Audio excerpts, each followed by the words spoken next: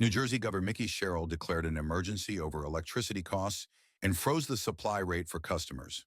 She blamed grid constraints and rising demand and said regulators will hold utilities accountable. New York Gov. Kathy Hochul ruled out income tax hikes as she unveiled a $260 billion budget. New York City Mayor Zohran Mamdani is pushing higher taxes on top earners to fund his agenda. The Trump administration said in a court filing that DOJ staff tied to Elon Musk improperly accessed sensitive Social Security data. It prompted calls for audits and stronger privacy controls. Federal agents intensified immigration raids around Minneapolis under Operation Metro Surge, with thousands arrested and schools shifting online as fear spread. Volunteer ICE watchers used alerts and patrols to warn neighbors and document arrests. Justice Department officials served grand jury subpoenas on the offices of Minnesota Governor Tim Walz and Minneapolis Mayor Jacob Frey. DOJ is probing allegations that leaders obstructed federal immigration enforcement during the crackdown. A conservative group sued Los Angeles Unified, arguing a desegregation program illegally steers extra resources and magnet school points to campuses with mostly non-white students. The district says it remains committed to educational equity. Texas Governor Greg Abbott activated state emergency resources ahead of a winter storm expected to bring freezing temperatures, snow, and ice. Officials urged drivers to check road conditions and prepare for possible power outages. Air Force One carrying President Trump returned to Joint Base Andrews after crew reported a minor electrical issue.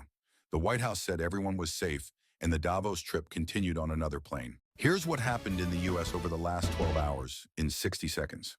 President Trump defended ICE after an agent fatally shot Renee Good during a Minneapolis operation. He called her death a tragedy, but said enforcement can make mistakes as demonstrations and investigations continue. Federal Immigration and Border Patrol officials held a Minneapolis news conference on Operation Metro Surge and said arrests have climbed into the thousands. Local leaders pressed for answers on tactics as protests and court challenges continue.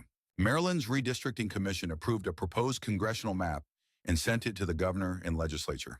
Republicans said it targets the state's lone GOP House seat, while officials cited population shifts and public input. St. Paul Police Chief Axel Henry and other Minnesota law enforcement leaders said they've received complaints that ICE agents are stopping U.S. citizens based on appearance. They called for clearer federal oversight and accountability. Gov. Gavin Newsom told world leaders to push back on President Trump's threats over trade and alliances while speaking at Davos. He warned that accommodating U.S. pressure could destabilize security and economic ties. Representative Julia Letlow launched a Republican primary challenge against Senator Bill Cassidy for Louisiana's U.S. Senate seat. The race follows President Trump's endorsement and sets up a high-stakes GOP fight under the state's new partisan primary rules. Congressional leaders reached a bipartisan funding deal aimed at avoiding a John 30 government shutdown. The package would finance key agencies, including DHS, as lawmakers debate immigration enforcement and oversight requirements. U.S. forces seized another oil tanker tied to Venezuela, the seventh vessel taken under a new maritime quarantine. Officials said the ship violated sanctions restrictions as Washington moves to tighten control over Venezuelan oil flows.